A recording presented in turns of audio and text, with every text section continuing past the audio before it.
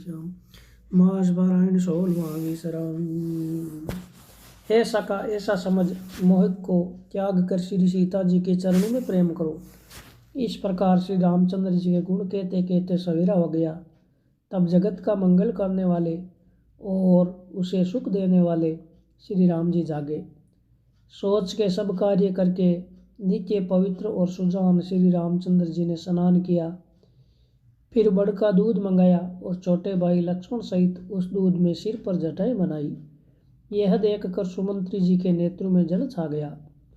उनका हृदय अत्यंत जलने लगा, मुँह मलिन उदास हो गया। वे हाथ जोड़कर अत्यंत दीन वचन बोले, हे नाथ, मुझे कौशलनाथ दशरथ जी ने ऐसी आज्ञा दी थी कि तुम रथ लेकर श्री राम जी के साथ जाओ। वन दिखाकर गंगा स्नान कराकर दोनों भाइयों को तुरंत लौटा लाना। सब संशय और संकोच को दूर करके लक्ष्मण राम सीता को फिरा लाना। महाराज ने ऐसा कहा था, अब प्रभु जैसा कहे मैं वे ही करूं। मैं आपकी बलिहारी हूँ। इस प्रकार विनती करके मैं श्री रामचंद्र जी के चरणों में गिर पड़े और उन्होंने बालक की तरह रो दिया और कहा, हे तात, कृपा करके वही कीजिए जिससे अयोध्या अनाथ न हो। श्री राम जी ने मंत्री को उठाकर धैर्य बंधाते हुए समझाया कि हे तात, आपने तो धर्म के सभी सिद्धांतों को छान डाला है। शिबी, दधीची और राजा हरिश्चंद्र ने धर्म के लिए करोड़ों अनेकों कष्ट सहे थे। बुद्धिमान राजा रंतिदेव और बलि बहुत से संकट सहकर भी धर्म को पकड़े रहे। उन्होंने धर्म का परित्याग नहीं किया। वेद शास्त्र और पुराणों में कहा गया है कि सत्य के समान दूसरा धर्म नहीं है। मैंने उस धर्म को सहज ही पा लिया है। इस सत्य रूपी धर्म का त्याग करने से तीनों लोकों में अपयश छा जाएगा। प्रतिष्ठित पुरुष के लिए अपयश की प्राप्ति करोड़ों मृत्यु के समान भीषण संताप देने वाली है। हे तात, मैं आपसे अधिक क्या कहूँ, लौट कर उत्तर देने में भी पाप का भागी होता हूँ। आप जाकर पिताजी के चरण पकड़कर करोड़ों नमस्कार करें। साथ ही हाथ जोड़कर विनती करिएगा कि हे तात, आप मेरी किसी बात की चिंता न करें। आप भी पिता के समान ही मेरे बड़े हितैषी हैं। हे तात, मैं हाथ जोड़कर आपसे विनती करता हूँ कि आपका भी सब प्रकार से वही कर्तव्य है जिसमें पिताजी हम लोगों के सोच में दुख न पावे। श्री रघुनाथ जी और सुमंत्र का यह संवाद सुनकर निषाद राज कुटुंबियों सहित व्याकुल हो गया। फिर लक्ष्मण जी ने कुछ कड़वी बात कही। प्रभु श्री रामचंद्र जी ने उसे बहुत ही अनुचित जानकर उनको मना किया। श्री रामचंद्र जी ने सकुचाकर अपनी सौगंध दिलाकर सुमंत्री जी से कहा कि आप जाकर लक्ष्मण का यह संदेश न कहिएगा। सुमंत्र ने फिर राजा का संदेश कहा कि सीता वन के क्लेश न सह सकेगी। अतएव जिस तरह सीता अयोध्या को लौट आवे, तुमको और श्री रामचंद्र जी को वही उपाय करना चाहिए। नहीं तो मैं बिल्कुल ही बिना सहारे का होकर वैसे ही नहीं जीऊँगा जैसे बिना जल के मछली नहीं जीती। सीता के माई के पिता के घर और ससुराल में सब सुख है। जब तक ये विपत्ति दूर नहीं होती तब तक वे जहाँ जी चाहे वही सुख से रहेगी। राजा ने जिस तरह जिस दीनता और प्रेम से विनती की है, वह दीनता और प्रेम कहा नहीं जा सकता। कृपा निदान श्री रामचंद्र जी ने पिता का संदेश सुनकर सीता जी को करोड़ों अनेकों प्रकार से सीख दी। उन्होंने कहा, जो तुम घर लौट जाओ तो सास ससुर गुरु प्रियजन और कुटुंबी सबकी चिंता मिट जाए। पति के वचन सुनकर जानकी जी कहते हैं, प्राणपति है परम शनि सुनिए। हे प्रभु, आप करुणामयी और परम ज्ञानी है। कृपा करके विचार तो कीजिए, शरीर को छोड़कर छाया अलग कैसे रोकी रह सकती है? सूर्य की प्रभा सूर्य को छोड़कर कहीं जा सकती है और चांदनी प्रभा को त्याग कर कहाँ जा सकती है? इस प्रकार पति को प्रेममयी विनती सुना करके सीता जी मंत्री से सुहावनी वाणी कहने लगी। आप मेरे पिताजी और ससुर के समान मेरा हित करने वाले हैं। आपको तो बदले में मैं उत्तर देती हूँ, यह बहुत ही अनुचित है। किंतु हे तात, मैं आर्त होकर ही आपके सन्मुख हुई हूँ, आप बुरा नहीं मानिएगा। आर्य पुत्र के चरण कमलों के बिना जगत में जहाँ तक नाते हैं सभी मेरे लिए व्यर्थ है। मैंने पिताजी के ऐश्वर्य की छटा देखी है। जिनके चरण रखने की चौकी से सर्व शिरोमणि राजाओं के मुकुट मिलते हैं, अर्थात बड़े बड़े राजा जिनके चरणों में प्रणाम करते हैं। ऐसे पिता का घर भी जो सब प्रकार के सुखों का भंडार है, पति के बिना मेरे मन को भूलकर भी नहीं पाता। मेरे ससुर कौशलराज चक्रवर्ती सम्राट है, जिनका प्रभाव 14 लोकों में प्रकट है। इंद्र भी आगे होकर जिनका स्वागत करता है और अपने आधे सिंहासन पर बैठने के लिए स्थान देता है। ऐसे ऐश्वर्य और प्रभावशाली ससुर, अयोध्या का निवास, प्रिय कुटुंबी और माता के समान सासुएं, ये कोई भी श्री रघुनाथ जी के चरण कमलों की रज के बिना मुझे सपने में भी सुखदायक नहीं लगते। दुर्गम रास्ते, जंगली धरती, पहाड़, हाथी, सिंह, अथाह तालाब एवं नदियाँ, कोल, भील, हिरण और पक्षी प्राणपति के साथ रहते ये सभी मुझे सुख देने वाले होंगे। अतः सास और ससुर के पांव पड़कर मेरी ओर से विनती कीजिएगा कि वे मेरा कुछ भी सोच न करे। मैं वन में स्वभाव से सुखी हूँ। वीरों में अग्रगण्य तथा धनुष और बाणों से भरे तरकस धारण किए मेरे प्राणनाथ प्यारे देवर साथ है। इसमें मुझे न जाने रास्ते की थकावट न भ्रम है और न मेरे मन में कोई दुख है।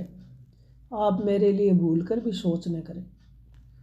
सुमंत्र सीता जी की शीतल वाणी सुनकर ऐसे व्याकुल हो गए जैसे सांप मणि खो जाने पर। नेत्र से कुछ सूझता नहीं, कानों से सुनाई नहीं देता। वे बहुत व्याकुल है, कुछ कह नहीं सकते। श्री रामचंद्र जी ने उनका बहुत प्रकार से समाधान किया, तो भी उनकी छाती ठंडी न हुई। साथ चलने के लिए मंत्री ने अनेकों यत्न किए, युक्तियां पेश की, पर रघुनंदन श्री राम जी उन सब युक्तियों का यथोचित उत्तर देते गए। श्री राम जी की आज्ञा मेटी नहीं जा सकती। कर्म की गति कठिन है, उस पर कुछ भी वश नहीं चलता।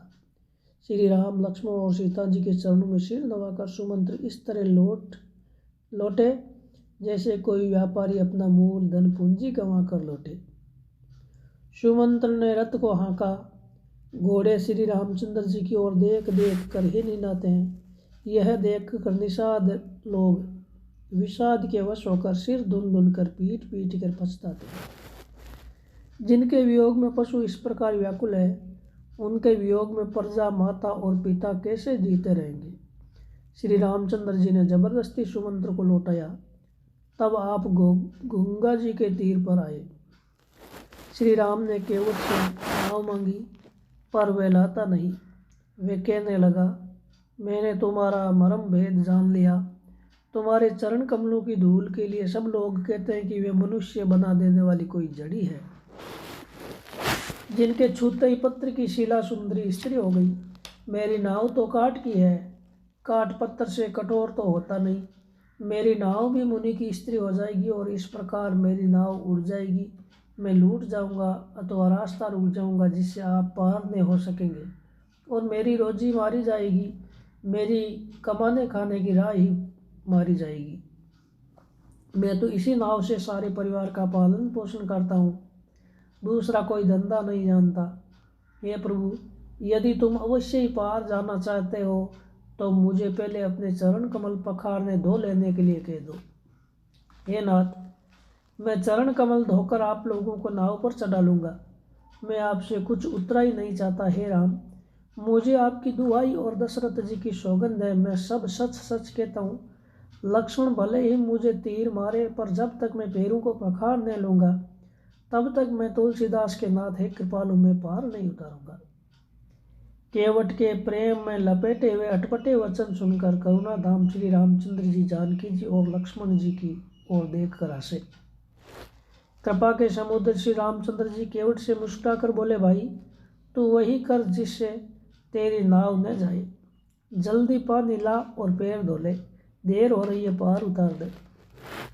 एक बार जिनका नाम स्मरण करते ही मनुष्य अपार भवसागर के पार उतर जाते हैं, और जिनमें जगत को 3 पग से भी छोटा कर दिया, 2 ही पग में त्रिलोकी को नाप लिया हो, वही कृपालु श्री रामचंद्र जी पार उतारने के लिए केवट का निवारा कर रहे हैं। प्रभु के इन वचनों को सुनकर गंगा जी की बुद्धि मोह से खींच गई और कि ये साक्षात भगवान शंकर भी पार उतारने के लिए केवट का निवारा कैसे कर रहे हैं। परंतु समीप आने पर अपनी उत्पत्ति के स्थान पद्मनखों को देखते हुए उन्हें पहचान कर देव नदी गंगा जी हर्षित हो गई। वे समझ गई कि भगवान नर लीला कर रहे हैं। इससे उनका मोह नष्ट हो गया और इन चरणों का स्पर्श पाकर के मैं धन्य होंगी, यह विचार कर वे हर्षित हो गई। केवट श्री रामचंद्र जी की आज्ञा पाकर कठोते में भरकर जल ले आया। अत्यंत आनंद और प्रेम में उमंग कर वह भगवान के चरण कमल धोने लगा। सब देवता फूल वर्षा कर सिहाने लगे कि उसके समान पुण्य की राशि कोई नहीं है।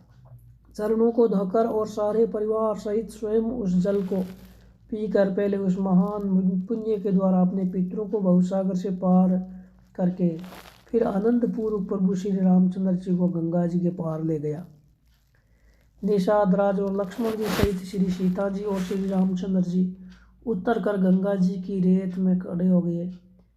तब केवट ने उतर कर दंडवत की। उसको दंडवत करते देख कर प्रेम को संकोच हुआ कि इसको कुछ दिया नहीं। पति के हृदय की जानने वाली सीता जी ने आनंद से भरे मन से अपनी रतन जड़ित अंगूठी अंगुली से उतारी। कृपालु श्री रामचंद्र जी ने केवट से कहा, नाव की उतराई लो। केवट ने व्याकुल होकर चरण पकड़ लिए। उसने कहा, हे नाथ, आज मैंने क्या नहीं पाया। मेरे दोष दुख और दरिद्रता की आग आज बुझ गई है। मैंने बहुत समय तक मजदूरी की, विधाता ने आज बहुत अच्छी भरपूर मजदूरी दे दी। हे नाथ, हे दीनदयाल, आपकी कृपा से अब मुझे कुछ नहीं चाहिए। लौटती बार आप मुझे जो कुछ देंगे वे प्रसाद में सिर चढ़ा कर लूँगा। प्रभु श्री राम जी, लक्ष्मण जी और सीता जी ने बहुत आग्रह या यत्न किया, पर केवट कुछ नहीं लेता।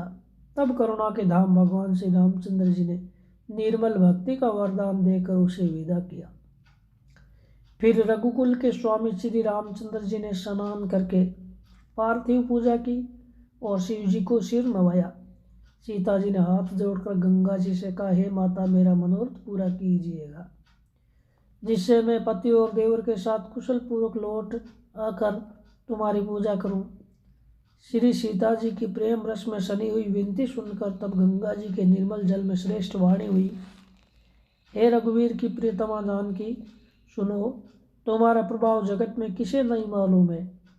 तुम्हारे देखते ही लोग लोकपाल हो जाते हैं। सब सिद्धियां हाथ जोड़े तुम्हारी सेवा करती है। तुमने जो मुझको बड़ी विनती सुनाई, यह तो मुझ पर कृपा की और मुझे बढ़ाई दी है। तो भी हे देवी, मैं अपनी वाणी सफल होने के लिए तुम्हें आशीर्वाद दूंगी। तुम अपने प्राणनाथ और देवर सहित कुशल पूर्वक अयोध्या लौटोगी।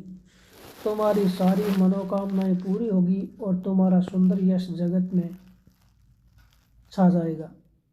मंगल के मूल गंगा जी के वचन सुनकर और देव नदी को अनुकूल देख कर सीता जी आनंदित हुई। तब प्रभु श्री रामचंद्र जी ने निषाद राज गुहे से कहा कि हे भैया, अब तुम घर जाओ। यह सुनते ही उसका मुंह सूख गया और हृदय में दाह उत्पन्न हो गया। गुहे हाथ जोड़कर दीन वचन बोला, हे रघुकुल शिरोमणि, मेरी विनती सुनिए। मैं नाथ आपके साथ रहकर रास्ता दिखाकर 4 दिन चरणों की सेवा करके, हे रघुराज, जिस वन में आप जाकर रहेंगे वहाँ मैं सुंदर पर्णकुटी बना दूंगा। तब मुझे आप जैसी आज्ञा देंगे। मुझे रघुवीर की दुआई है, मैं वैसा ही करूँगा। उनके स्वाभाविक प्रेम को देखकर श्री रामचंद्र जी उनको साथ ले लिया। इससे गुहे के हृदय में बड़ा आनंद हुआ। फिर निषाद राज ने अपनी जाति के लोगों को बुला लिया और उनका संतोष करा के तब उनको विदा किया। तब प्रभु श्री रघुनाथ जी, गणेश जी और शिव जी का स्मरण करके तथा गंगा जी को मस्तक नवाकर सखा निषाद राज, छोटे भाई लक्ष्मण जी और सीता जी सहित वन को चले। उस दिन पेड़ के नीचे निवास हुआ। लक्ष्मण जी और सखा गुह ने विश्राम की सब सुव्यवस्था कर दी। प्रभु श्री रामचंद्र जी ने सवेरे प्रातः काल की सब क्रियाएं करके जाकर तीर्थों के राजा प्रयाग के दर्शन किए उस राजा का सच्चे मंत्री है, श्रद्धा प्यारी स्त्री है और श्री वेणी माधव जी शरी के हितकारी मित्र है। 4 पदार्थों धर्म अर्थ काम और मोक्ष यह भंडार भरा है और वे पुण्यमयी प्रांत ही उस राजा का सुंदर वेश है। प्रयाग क्षेत्र ही दुर्गम मजबूत और सुंदर गढ़ किला है जिसको सौपन में भी पाप रूपी शत्रु नहीं पा सके। संपूर्ण तीर्थ ही उसके श्रेष्ठ वीर सैनिक है जो पाप की सेना को कुचल डालने वाले और बड़े रणधीर है। गंगा यमुना और सरस्वती जी का संगम ही उसका अत्यंत सुशोभित सिंहासन है। अक्षयवट छत्र है जो मुनियों के भी मन को मोहित कर लेता है। यमुना जी और गंगा जी की तरंगे उसके श्याम और श्वेत चंवर है जिनको देखकर दुख और दरिद्रता नष्ट हो जाती है।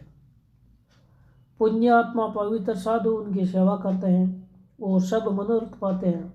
वेद और पुराणों के समूह भाट है जो उसके निर्मल गुणों का बखान करते हैं। पापों के समूह रूपी हाथी के मारने के लिए सिंह रूप प्रयागराज का प्रभाव महत्व मात्र ये कौन कह सकता है। ऐसे सुहावने तीर्थराज का दर्शन कर सुख के समुद्र रघुकुल श्रेष्ठ श्री राम जी ने भी सुख पाया।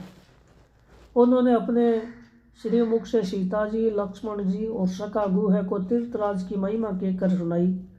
तदंतर प्रणाम करके वन और बगीचों को देखते हुए और बड़े प्रेम से महात्म्य कहते हुए इस प्रकार से राम जी ने आकर त्रिवेणी में दर्शन किया। जो स्मरण करने से ही सब सुंदर मंगलों को देने वाली है। फिर आनंद पूर्वक त्रिवेणी में स्नान करके शिव जी की सेवा पूजा की और विधि पूर्वक तीर्थ देवताओं का पूजन किया।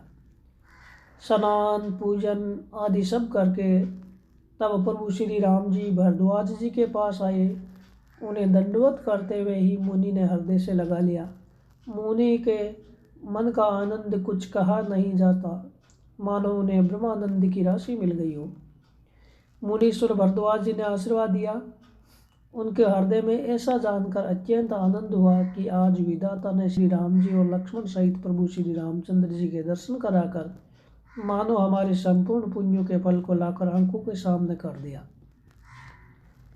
कुशल पूछकर मुनिराज ने उनको आसन दिए और प्रेम सहित पूजन करके उन्हें संतुष्ट कर दिया। फिर मानो अमृत के ही बने हो ऐसे अच्छे अच्छे कंद मूल फल और अंकुर ला कर दिए। सीता जी, लक्ष्मण जी और सेवक हुए सहित श्री रामचंद्र जी ने उन सुंदर मूल फलों को बड़ी रुचि के साथ खाया। थकावट दूर होने से श्री रामचंद्र जी सुखी हो गए। तब भरद्वाज जी ने उनसे कोमल वचन कहे, हे राम, आपका दर्शन करते ही आज मेरा मन तीर्थ सेवन और त्याग सफल हो गया। आज मेरा जप योग और वैराग्य सफल हो गया और आज मेरे संपूर्ण शुभ साधनों का समुदाय भी सफल हो गया। लाभ की सीमा और सुख की सीमा दूसरी कुछ भी नहीं है। आपके दर्शन से मेरी सब आशाएं पूर्ण हो गई है। अब कृपा करके ये वरदान दीजिए कि आपके चरण कमलों में मेरा स्वाभाविक प्रेम हो। जब तक कर्म वचन और मन से छल छोड़कर मनुष्य आपका दास नहीं हो जाता, तब तक करोड़ों उपाय करने से भी सौपन में भी वह सुख नहीं हो पाता। मुनि के वचन सुनकर उनकी भाव भक्ति के कारण आनंद से तृप्त हुए भगवान श्री रामचंद्र जी सकुचा गए।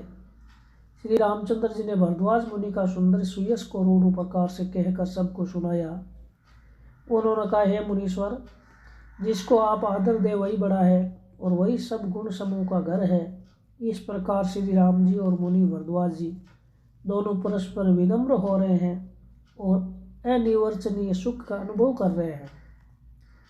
यह श्री राम, लक्ष्मण और सीता जी के आने की खबर पाकर प्रयाग निवासी ब्रह्मचारी, तपस्वी, मुनि, सिद्ध और उदासी सब श्री रघुनाथ जी के सुंदर पुत्रों को देखने, श्री दशरथ जी के सुंदर पुत्रों को देखने के लिए भरद्वाज जी के आश्रम पर पधारे। श्री रामचंद्र जी ने सब किसी को प्रणाम किया। नेत्रों का लाभ पाकर सब आनंदित हो गए और परम सुख पाकर आशीर्वाद देने लगे। श्री राम जी के सौंदर्य की सराहना करते हुए वे लौट गए। श्री राम जी ने रात को वही विश्राम किया और प्रातःकाल प्रयागराज का स्नान करके और प्रसन्नता के साथ मुनि को सिर नवाकर श्री सीता जी, लक्ष्मण जी और सेवक गुहे के साथ वे चले। चलते समय बड़े प्रेम से श्री राम जी ने मुनि से कहा, हे नाथ बताइए हम किस मार्ग से जाए। मुनि मन में हंसकर श्री राम जी से कहते हैं कि आपके लिए सभी मार्ग सुगम है। फिर उनके साथ के लिए मुनि ने शिष्य को बुलाया। साथ जाने की बात सुनते ही चित्त में हर्षित हो कोई 50 शिष्य आ गए। सभी का श्री राम जी पर अपार प्रेम है। सभी कहते हैं कि मार्ग हमारा देखा हुआ है। तब मुनि ने 4 ब्रह्मचारियों को साथ कर दिया, जिन्होंने बहुत जन्मों तक सब सुकृत पुण्य किए थे। श्री रघुनाथ जी प्रणाम कर और ऋषियों की आज्ञा पाकर हृदय में बड़े ही आनंदित होकर चले। जब वे किसी गांव के पास होकर निकलते हैं, तब स्त्री पुरुष दौड़कर उनके रूप को देखने लगते हैं। जन्म का फल पाकर वे सदा के सनात हो जाते हैं और मन को नाथ के साथ भेजकर शरीर से साथ न रहने के कारण दुखी होकर लौट आते हैं। तदंतर श्री राम जी ने विनती करके चारों ब्रह्मचारियों को विदा किया। वे मनचाही वस्तु अनन्य भक्ति पाकर लौटे। यमुना जी के पार उतरकर सबने यमुना जी के जल में स्नान किया, जो श्री रामचंद्र जी के शरीर के समान श्याम रंग का था। यमुना जी के किनारे पर रहने वाले स्त्री पुरुष यह सुनकर कि निषाद के साथ 2 परम सुंदर सुकुमार नवयुवक और एक परम सुंदर स्त्री आ रही है, सब अपना अपना काम भूलकर दौड़े और लक्ष्मण जी, श्री राम जी और सीता जी का सौंदर्य देखकर अपने भाग्य की बड़ाई करने लगे। उनके मन में परिचय जानने की बहुत सी लालसाएं भरी है, पर वे नाम गांव पूछते सकुचाते हैं। उन लोगों में जो वयोवृद्ध और चतुर थे, उन्होंने युक्ति से श्री रामचंद्र जी को पहचान लिया। उन्होंने सब कथा सब लोगों को सुनाई कि पिता की आज्ञा पाकर वे वन को चले हैं। यह सुनकर सब लोग दुखित की तरह पछता रहे हैं कि रानी और राजा ने अच्छा नहीं किया। उसी अवसर पर वहाँ एक तपस्वी आया, जो तेज का पुंज, छोटी अवस्था का और सुंदर सा था। उसकी गति कवि नहीं जानते, अथवा वे कवि था जो अपना परिचय नहीं देना चाहता। वे वैरागी के वेश में था और मन, वचन और कर्म से श्री रामचंद्र जी का प्रेमी था।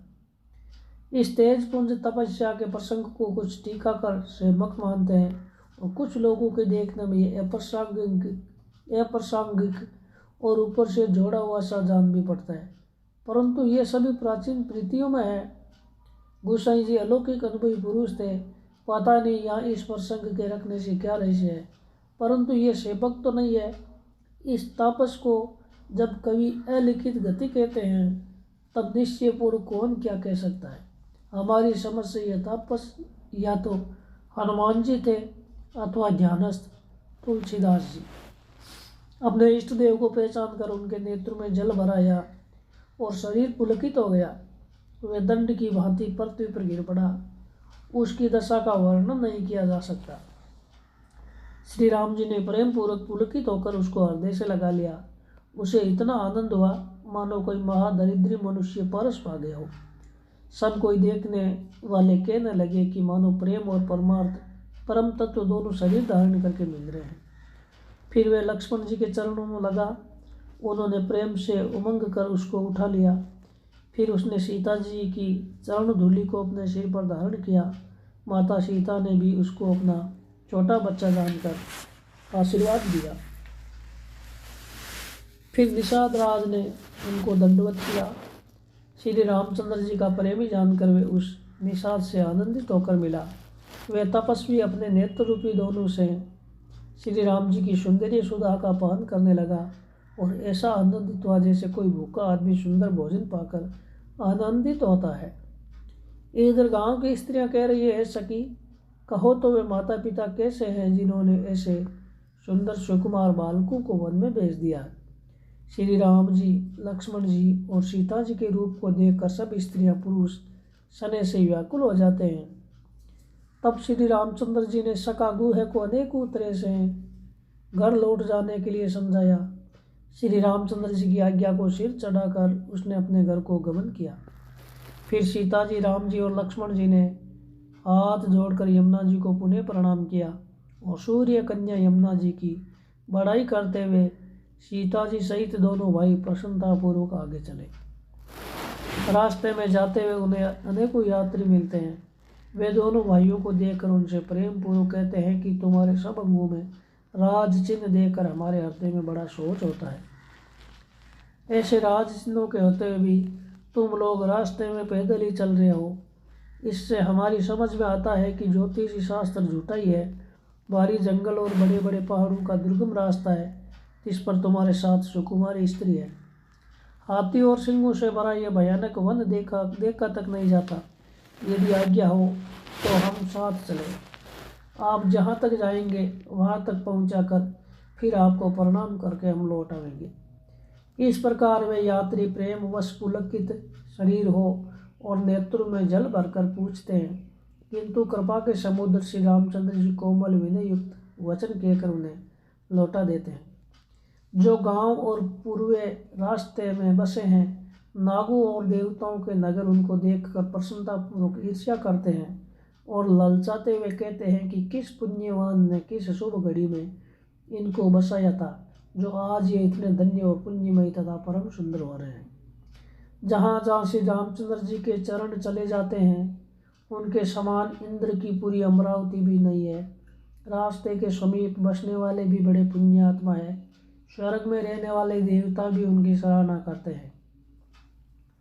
जो नेत्र भरकर सीता जी और लक्ष्मण जी सहित घनश्याम श्री राम जी के दर्शन करते हैं, जिन तालाबों और नदियों में श्री राम जी स्नान कर लेते हैं, देव सरोवर और देव नदियाँ भी उनकी बड़ाई करती है।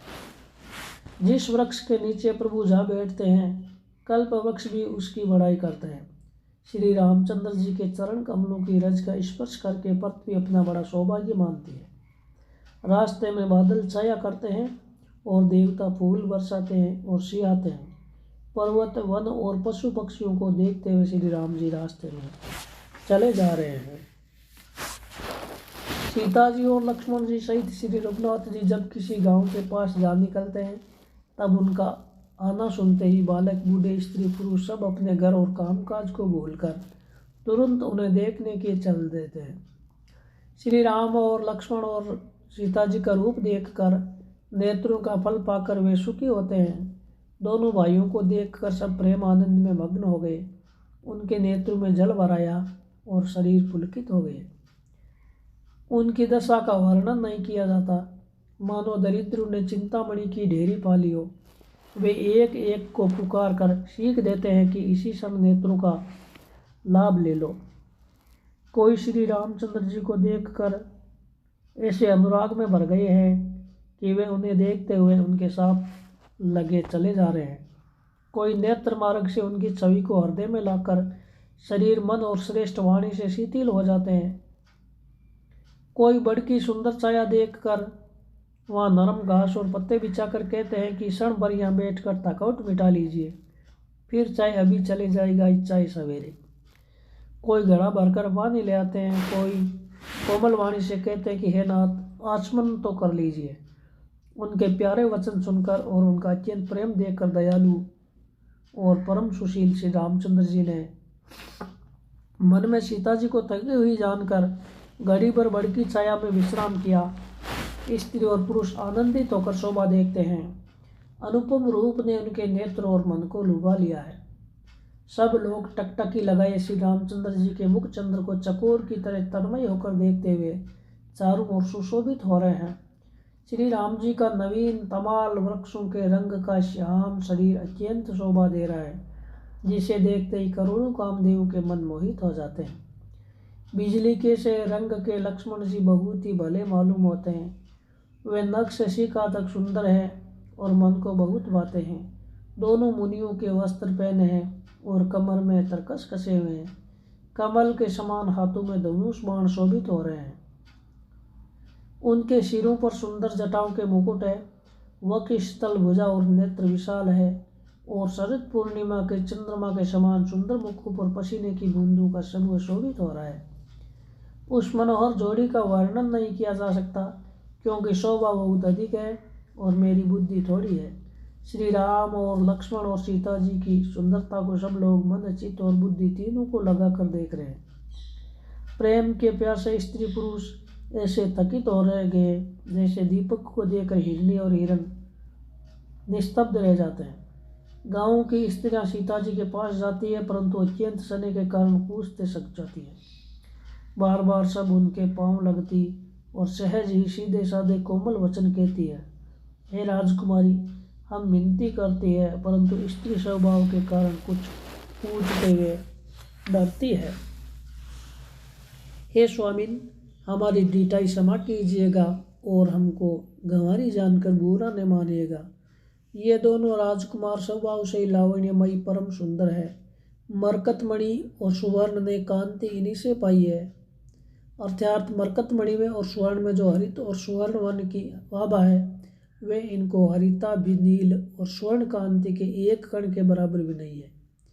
श्याम और घोर वर्ण है, सुंदर किशोर अवस्था है, दोनों ही परम सुंदर और शोभा के धाम है। शरद पूर्णिमा के चंद्रमा के समान इनके मुख और शरद ऋतु के कमल के समान इनके नेत्र है। बोलिए श्री रामचंद्र भगवान की जय हो।